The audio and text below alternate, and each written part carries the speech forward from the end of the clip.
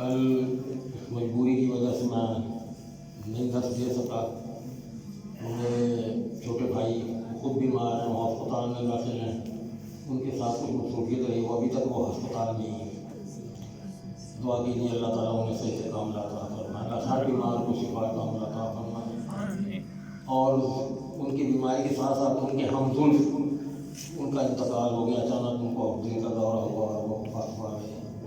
ان کی پھر وہ جو نماز جنازہ رات 10 بجے تھی وہ خام مل چکی، تو وہاں جانا بھی ضروری تھا، اس وجہ سے پھر حاضری نہیں ہو سکی. آج مختصر سے دونوں سپاروں کا مختصر خلاصہ کر کے کام چلاتے ہیں. الحمدللہ رب العالمین والعاقبۃ للمتقین والصلاۃ والسلام علی رسولہ الکریم. یا رب لک الحمد کما ینبغی لجلال وجہک وعظیم سلطانک.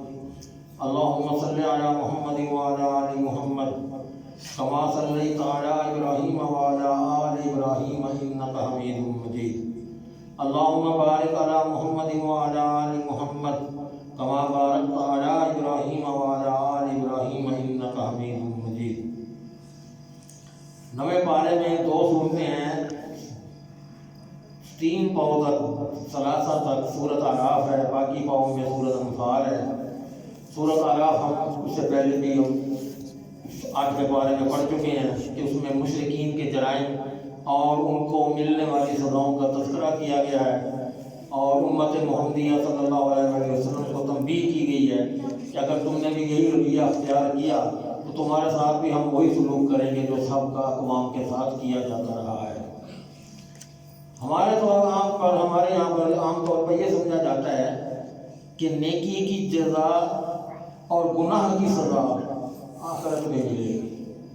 کہتے ہیں نا آخر قبران سے اکثر خبراں. ہم نے مثال بنائی ہوئی ہے کہ یہاں کچھ نہیں دیکھتے ہم.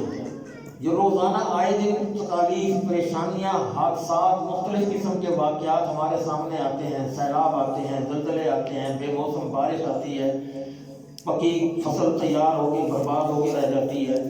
یہ بھی عذاب ہی ہیں. ہماری ذات کو کوئی کہیں تکلیف نہیں پہنچ پا رہی ہے، اس لیے ہمیں اس کا اندازہ نہیں ہو پا رہا. ہم دندناتے پھر رہے ہیں، ہمیں کوئی اس کا اثر نہیں ہو رہا.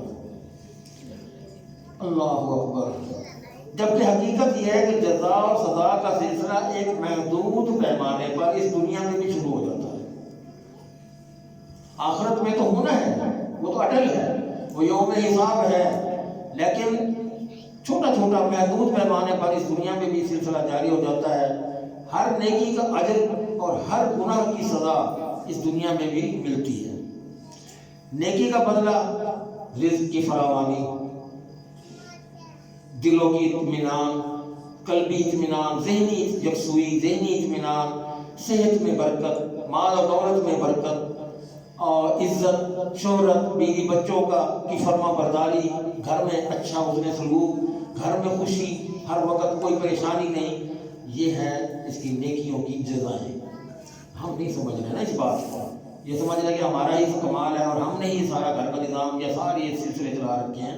اللہ کی طرف سے ہمیں یہ انعام ملتا ہے کہ ہم جو نیکیاں کرتے ہیں اس کے اجر میں ہمیں گھر میں سکون ملتا ہے، نیک اولاد ملتی ہے، اچھی صحت ملتی ہے، دولت ملتی ہے، عزت شہرت سب کچھ ملتا ہے. اور گناہ کی سزا کیا ہے؟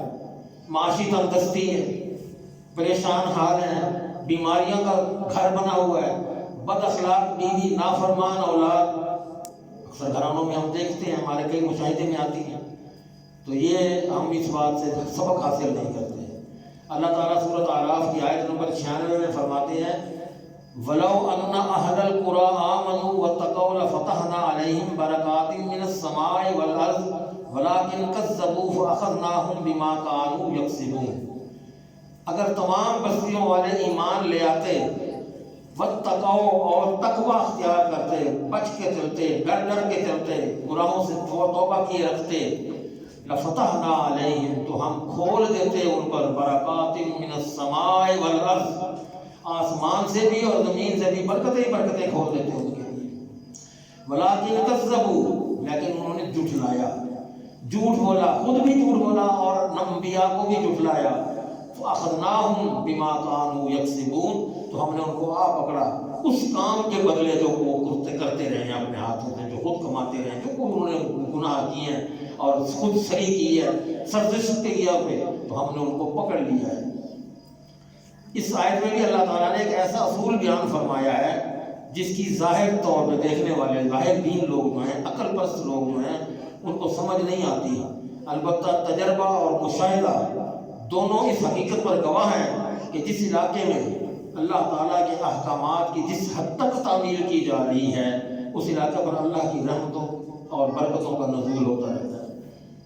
ہم کئی ممالک میں دیکھ لیں، اپنے گھروں میں دیکھ لیں، اپنے ملک میں کئی ایسے مقام دیکھ لیں، سعودیہ میں دیکھ لیں، اللہ کے نظام کا، اللہ کا تقویٰ، اللہ کا ڈر خوف وہاں ہم سے بہت بہتر ہے۔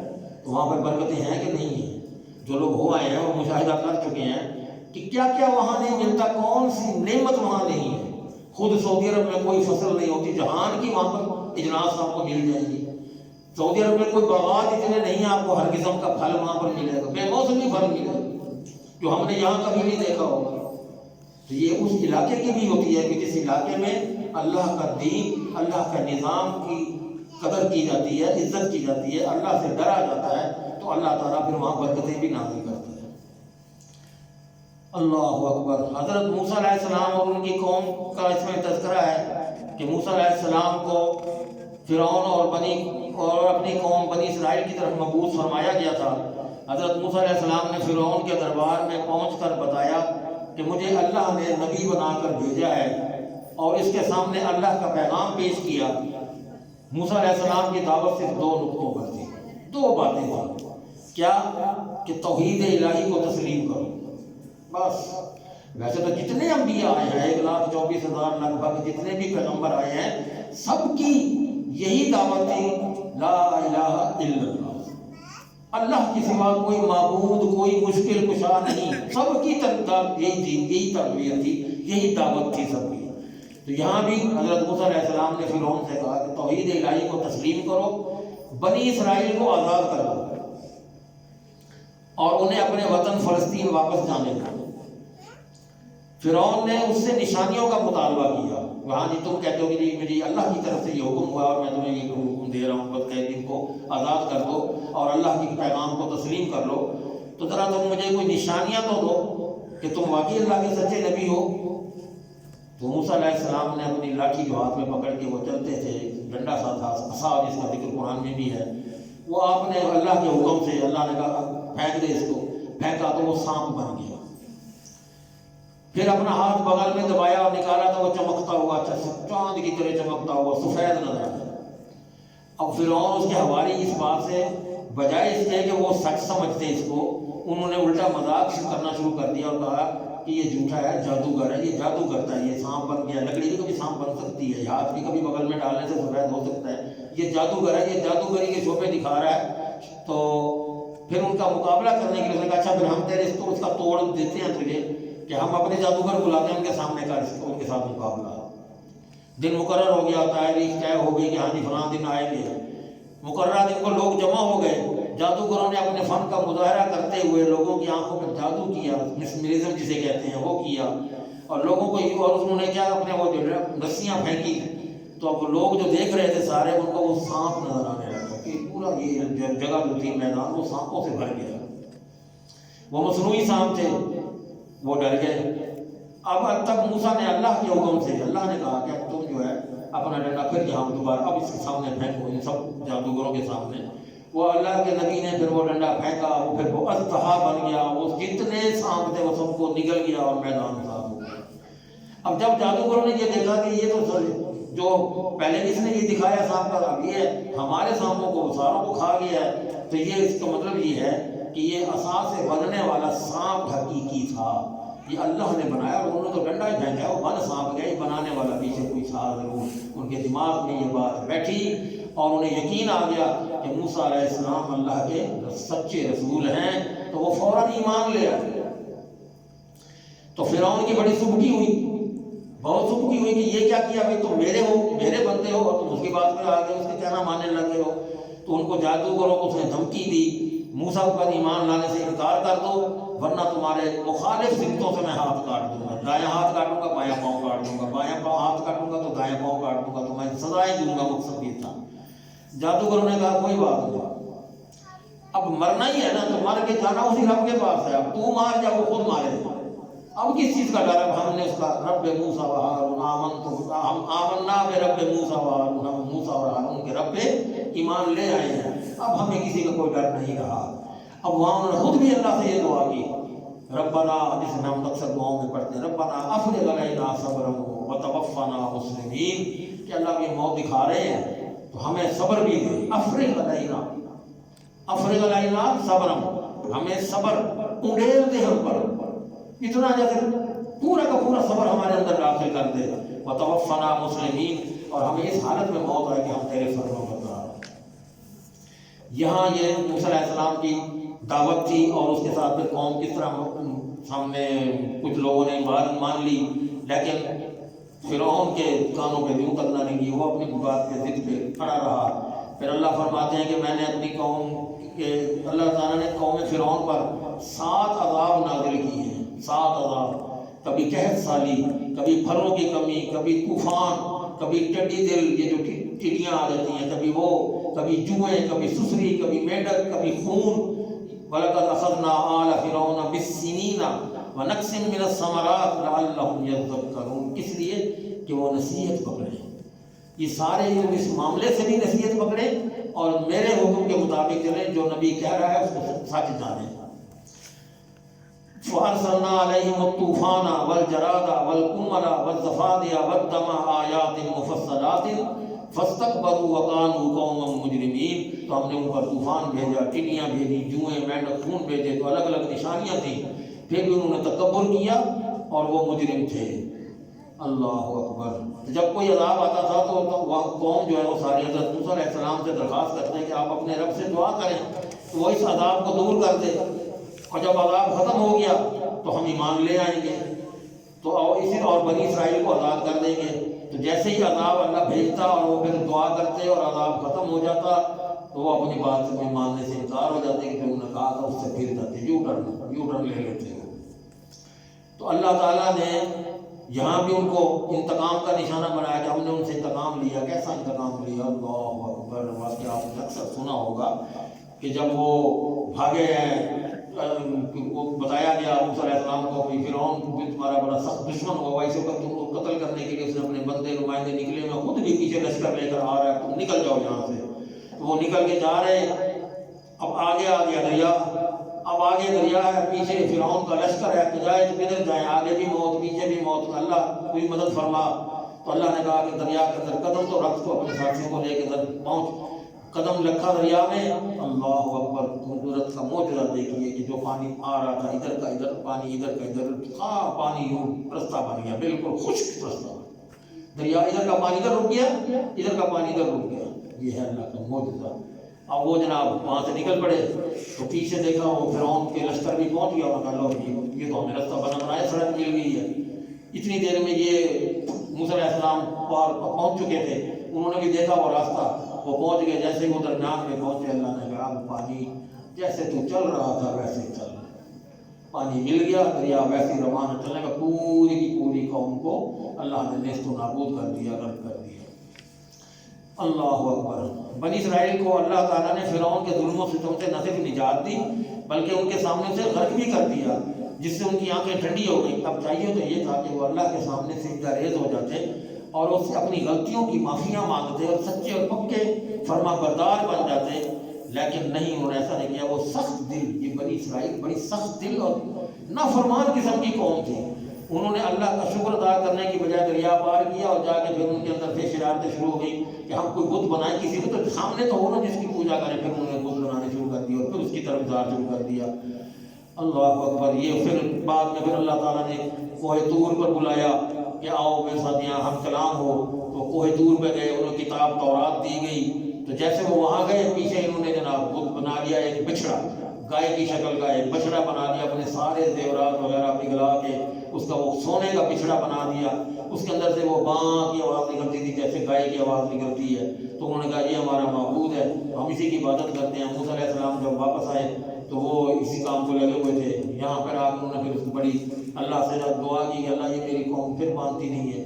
پھر کہا کہ اچھا ان کو کہو کہ تم گائے کو ذبح کرو. وہ گائے والا ذبح کیا چل پڑا.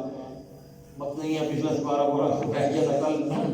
پھر وہ مچھلیوں کا مسئلہ تھا کہ ہفتے والے دن مچھلیاں پکڑنے کا منع کیا گیا تھا. تو انہوں نے کیا کیا کہ بھئی اب ہفتے والے دن تو عبادت کا مخصوص کیا گیا، اس دن کوئی دنیاوی کام نہیں کرنا، تو اب مچھلیاں ہفتے والے دن اللہ نے بہت بھیجنی شروع کر دی. اب یہ بھی آزمائش تھی کہ ہفتے والے دن ہمیں منع کیا گیا عبادت نہ کرو، اور مچھلیوں کی اتنی ایسے منہ نکال کے دیکھ رہی آؤ ہمیں پکڑو، یہ کیسے کرنا. تو انہوں نے پھر یہ ہیلا بہانا شروع کر دیا کہ وہ دریا کے ساتھ انہوں نے ایسے بنا کے راستہ تالاب بنا دیے تاکہ پانی دریا کا اس میں آئے، اس کے ساتھ اس میں مچھلیاں آ جاتی تھیں. تو اتوار کو صبح کو وہ ساری مچھلیوں کا شکار کر لیتے تھے. تو وہ ہیلا سازی شروع کر دی. تو اللہ تعالیٰ نے اس سے بھی ان کو سزا دی کہ تم نے میرا حکم عدولی کی ہے، میرا کہنا نہیں مانا، تو تمہیں ہلاک کیا گیا انہیں، اور کچھ میں سے ان میں سے ان کو بندر بنا دیا گیا. اللہ اکبر. پھر آگے جناب محمد صلی اللہ علیہ وسلم پر ایمان لانے کا یہاں حکم ہے. سابقہ انبیاء اور ان کی اقوام کا تذکرہ کرنے اور ان کی بدعمالیوں کا انجام بیان کرنے کے بعد یہود و نصارہ کو دعوت دی گئی کہ محمد صلی اللہ علیہ وسلم وہی نبی ہیں جن کی نشانیاں اور علامات تمہاری کتابوں تورات، زبور اور انجیل میں بھی موجود ہیں، اور ان میں ایمان لانے کا تمہاری کتابوں میں حکم بھی دیا گیا تھا. اب تمہارے پاس چانس ہے کہ ان پر ایمان لے آؤ، کامیاب ہو جاؤ گے، ورنہ تمہارا حشر بھی وہی پہلے جیسی قوموں کا ہوگا. اب یہاں جی عہد الست ایک لفظ ہے، الست بربکم، اس پر یہ آیت آتی ہے. اللہ تعالیٰ نے انسانوں کو دنیا میں بھیجنے سے پہلے ان کی روحیں پیدا کر لی تھی. یہ میں نے پہلے بھی بیان کیا تھا کہ جتنی روحیں اللہ نے زمین پر بھیجنی ہے قیامت تک، وہ ساری روحیں بنا لی تھی، پیدا کر لی تھی. اس کے بعد آپ وہ بھیجتا جا رہا ہے. لیکن اس وقت آدم کی تخلیق کے وقت ان سے بھی وہ لے لیا تھا، عہد لے لیا تھا. وَإِذْ أَخَذَ رَبُّكَ مِن بَنِي آدَمَ مِن ظُهُورِهِمْ ذُرِّيَّتَهُمْ وَأَشْهَدَهُمْ عَلَىٰ أَنفُسِهِمْ أَلَسْتُ بِرَبِّكُمْ قَالُوا بَلَىٰ شَهِدْنَا. تو تیرے رب نے آدم کے بیٹوں سے ان کی پشتوں میں سے ان کی اولاد کو نکالا اور انہیں خود ان کی جانوں پر گواہ بنایا اور پوچھا کیا میں واقعی تمہارا رب نہیں ہوں؟ أَلَسْتُ بِرَبِّكُمْ، کیا میں تمہارا رب نہیں ہوں؟ قَالُوا بَلَىٰ، انہوں نے کہا کیوں نہیں جی بالکل ہے، ہم نشہد، ہم گواہی دیتے ہیں. اللہ اکبر. ایسا نہ ہو کہ قیامت کے دن تم کہو بے شک ہم تو اس سے غافل تھے، یا یہ کہو کہ شرک تو ہم سے پہلے ہمارے باپ دادا نے کیا تھا، ہم نے تو کیا نہیں تھا، تو ہمارا کیا قصور ہے، ہمیں کیوں سزا دی جا رہی ہے. تو کیا ہمیں اس کی وجہ سے ہلاک کیا جانا ہے کہ ہمارے باپ دادا بھی کرتے ہیں اور وہ باطل کا کام کرتے تھے. اس کا مطلب یہ ہے کہ انبیاء اور آسمانی کتابوں کی دعوت کوئی نئی یا انوکھی چیز نہیں ہے. دعوت اب قرآن ہے، 1400 سال پہلے مکمل ہو چکا نا، یوم اکملت لکم، 1450 سال پہلے آ گیا. اب جب تک قیامت نہیں آتی چل رہا ہے نا نظام. تو جب وہ ایک کتاب نازل کی جاتی تھی اس وقت تک کے لیے تھی جب وہ نبی اس پر عمل کرانے کے لیے تبلیغ کرتے تھے. اس کے بعد وہ مفقود کر دی گئی اور کتاب آ گئی، وہ ختم کر دی. اب ساری کتابیں، لیکن ان کو ماننا تو ہمارا ایمان ہے. عمل، اب یہ نیا آئین جو آ گیا ہمارا، اس پر عمل کرنا ہمارا ایمان. اب ہمیں اس پر عمل کرنے کی تو وہ حکم دیا گیا ہے. پھر ہمارے یہاں ایک اور یہ اب بھی یہاں بھی ہے، لیکن اس وقت وہ کیا تھا کہ اللہ تعالیٰ کے بہت سے نام ہیں، صفاتی نام. ہمیں دعا کرتے وقت بھی ان ناموں کا واسطہ دیا جا سکتا ہے کہ اللہ تو رحیم ہے، اللہ تو کریم ہے، اللہ تو نذیر ہے، اللہ تو مالک ہے، رحمان ہے. اس کے یہ نام، ان کے واسطے دے کر دعا مانگی جا سکتی ہے. لیکن اس کے ناموں کو بگاڑنا یا اس کی صفات میں کسی دوسرے شخص کو شریک کرنا، یہ شرک ہے، یہ حرام ہے. اس کی سزا جہنم ہے، اس کی معافی نہیں ہے. وَلِلَّهِ الْأَسْمَاءُ الْحُسْنَىٰ فَادْعُوهُ بِهَا وَذَرُوا الَّذِينَ يُلْحِدُونَ فِي أَسْمَائِهِ سَيُجْزَوْنَ مَا كَانُوا يَعْمَلُونَ. سب اچھے نام اللہ کے ہیں، سو ان سے ان کے ساتھ پکارو. ان لوگوں کو چھوڑ دو جو اس کے ناموں کے بارے میں سیدھے راستے سے ہٹتے ہیں، انہیں جلد ہی اس کا بدلہ دیا جائے گا. اب یہاں پر یہ معبودوں کے نام رکھتے ہیں ہندو لوگ، بھگوان اور یزدان اور رام، اس قسم کے نام کہتے ہیں یہ ہمارے بھگوان ہیں، اسی کو ہم رام کہتے ہیں، اسی کو ہم بھگوان کہتے ہیں. تو اللہ کا نام جب اللہ ہے، اس کا ذاتی نام اللہ ہے، صفاتی نام 100 ہے، تو آپ اس کو اسی کے ناموں سے پکارو. یا مشرکین مکہ نے بھی اللہ کے نام کو بگاڑ کے لات رکھا تھا.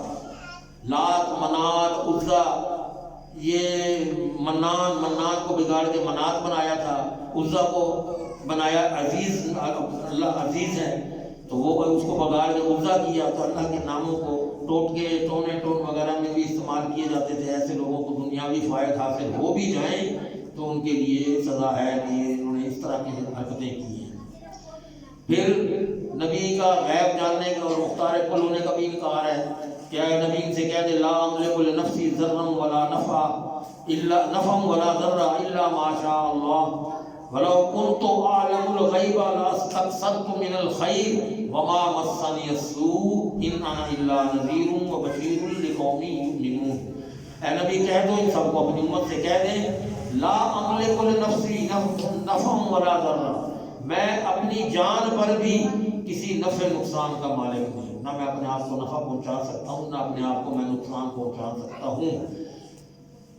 الا ماشاء اللہ، مگر جی ہاں اللہ چاہے گا، اللہ مجھ سے کوئی نفع کا کام کروائے یا اللہ مجھ سے کوئی نقصان کا کام کروائے تو وہ اللہ کرائے، میں خود مالک نہیں ہوں اپنے آپ پر نفع نقصان کا.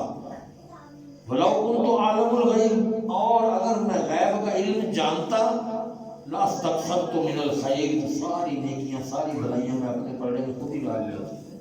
مجھے غیب کا علم ہوتا تو میں جو تکلیفیں مجھے آئی ہیں، جو اتنی میں نے مارے کھائی ہیں، مجھے پتا ہوتا کہ مجھے مارے پڑنی ہیں، میں ان سے بچتا. میں ایسی آفات جو مجھ پر آئی ہیں میں ان سے بچ جاتا. ان انا الا نذیر وبشیر لقوم یؤمنون، اور مجھے کوئی تکلیف نہ پہنچتی اور میں ایک ڈرانے والا اور خوشخبری دینے والا ہو جاتا جو کہ ایمان رکھتے ہیں اور وہ مجھے جانتے ہیں. اللہ اکبر. ٹائم ہو گیا ہی، پھر انشاءاللہ باقی کل کو پھر لے لیں گے تاکہ پھر نماز کی ادائیگی کی جا سکے. وقت جو ہے ساتھ نہیں دیتا. اللہ تعالیٰ ہمیں قرآن کو سمجھنے کی، اس پر وقت لگانے کا اللہ تعالیٰ ہمت توفیق دے. ہمیں اس کو ضرور سیکھنا چاہیے. اس کے لیے جزاک اللہ.